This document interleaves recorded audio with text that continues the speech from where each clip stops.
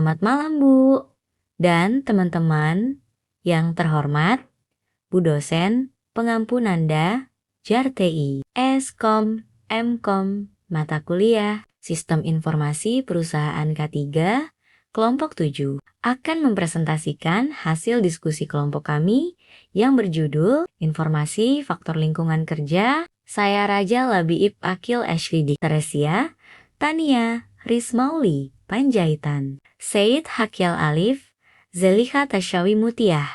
Definisi K3 dan lingkungan kerja. Lingkungan kerja, segala sesuatu yang ada di sekitar pekerja yang dapat memengaruhi dirinya dalam menjalankan tugas fisik maupun non-fisik, kesehatan, dan keselamatan K3.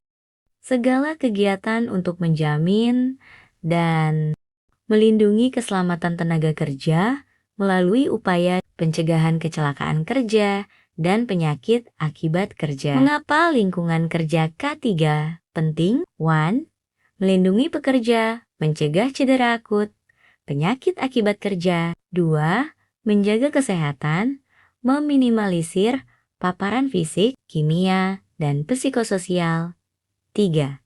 Kinerja. Organisasi lingkungan yang nyaman membuat produktivitas dan kualitas kerja. Regulasi K3 di Indonesia. Undang-Undang Nomor 1 Tahun 1970 tentang Keselamatan Kerja. Undang-Undang Nomor 13 Tahun 2003 tentang Ketenagakerjaan. Permenaker Nomor 5 Tahun 2018 tentang PP Nomor 50 Tahun 2012 tentang penerapan SMK3. Klasifikasi faktor lingkungan kerja. 1.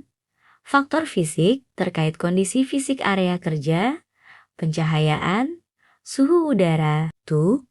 Faktor kimia dan bio, ancaman dari paparan debu, gas, uap pelarut kimia. 3. Faktor ergonomis, kesesuaian fasilitas dengan manusia. Posisi kerja, desain, alat, berat. 4. Faktor psikososial, kondisi mental, tekanan target kerja, hubungan antar karyawan. Detail faktor fisik bagian 1. 1.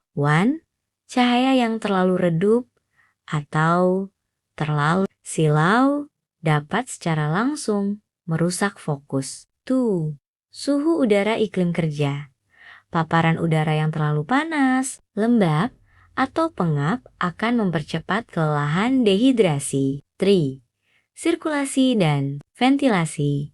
Aliran udara yang buruk meningkatkan risiko penyebaran penyakit. Detail faktor fisik bagian 2. 1. Kebisingan. Suara bising dengan intensitas desibel dB tinggi dapat mengganggu komunikasi antar tim dan memecah konsentrasi kerja. 2. Getaran vibration. Getaran mekanis dari alat kerja genggam seperti bor atau gerinda. Atau kendaraan. Faktor psikososial dan stres kerja. 1. Pemicu stres kerja stressor. Beban kerja yang jauh melampaui kapasitas. Tenggat waktu, realistis, jam kerja ekstrem. 2.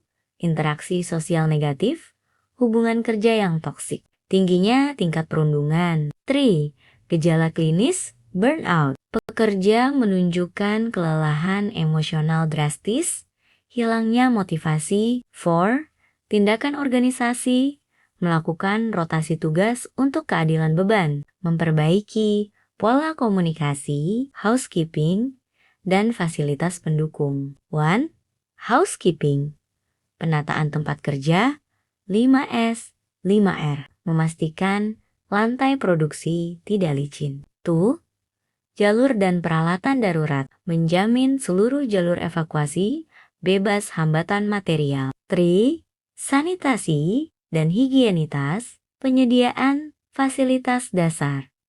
Toilet yang layak. Area cuci tangan terstandar. Contoh faktor dominan per industri. Jenis tempat kerja, perkantoran. Faktor K3 paling dominan, ergonomi, psikososial, pencahayaan. Contoh paparan risiko, nyeri punggung belakang, mata lelah akibat monitor, stres target, jenis tempat kerja, pabrik, atau manufaktur. Faktor ketiga paling dominan, fisik, kimia, ergonomi, contoh paparan risiko, kebisingan mesin, panas oven, paparan debu aerosol, postur angkat manual. Dampak lingkungan kerja buruk pada pekerja. 1. Fase keluhan awal. Kondisi yang buruk tidak langsung mematikan, namun diawali dengan seringnya sakit kepala, cepat lelah, nyeri otot, atau sendiringan. 2. Fase akibat lanjutan. Jika dibiarkan, pekerja rentan mengalami cedera fisik, mendadak kecelakaan, menderita penyakit pernapasan kronis. Dampak lingkungan kerja buruk pada organisasi. 1. Penurunan produktivitas dan kualitas. Output produksi otomatis menurun saat konsentrasi pekerja terhambat. Kondisi, misal, suhu panas, kelelahan, memicu human error. 2. Pembengkakan biaya organisasi. Perusahaan harus menanggung klaim biaya kesehatan, denda asuransi kecelakaan, tingginya angka. Langkah identifikasi bahaya K3 Hierarkis. 1. Observasi. Melihat langsung tata kondisi ruangan, posisi alat, dan perilaku kerja staf. 2. Wawancara.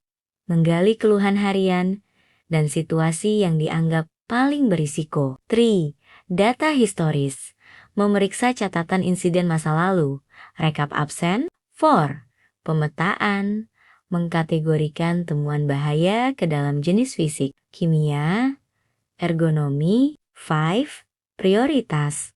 Menentukan bahaya mana yang paling parah risikonya. Matriks penilaian risiko sederhana. Penilaian risiko adalah hasil kali antara kemungkinan terjadi frekuensi X tingkat keparahan dampak. Kemungkinan sangat jarang rendah, keparahan rendah, keparahan sedang, keparahan tinggi, tinggi. Kemungkinan sering sedang, keparahan sedang, keparahan sedang, keparahan tinggi, tinggi. Kemungkinan sangat sering tinggi, keparahan rendah, tinggi, keparahan sedang, tinggi, keparahan tinggi, ekstrim. Hierarki pengendalian risiko K3.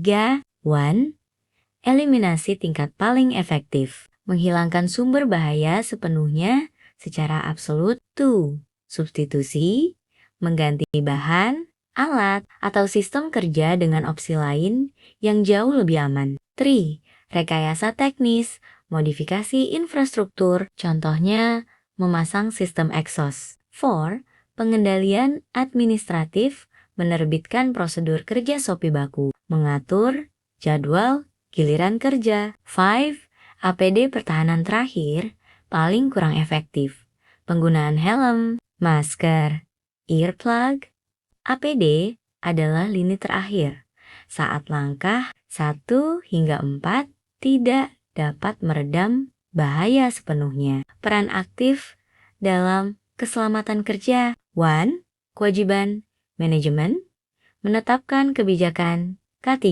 Perusahaan mendanai penyediaan fasilitas aman dan APD, serta menyelenggarakan pelatihan tersertifikasi. 2.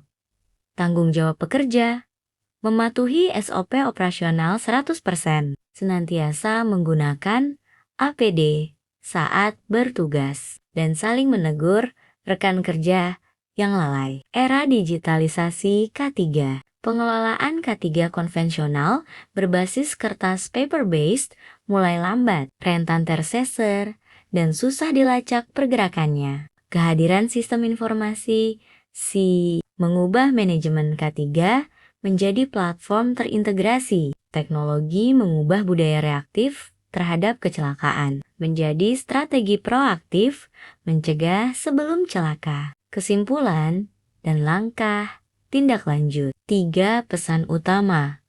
Lingkungan kerja memengaruhi keselamatan, kesehatan, dan produktivitas. Jenis bahaya bisa berbeda pada tiap tempat kerja.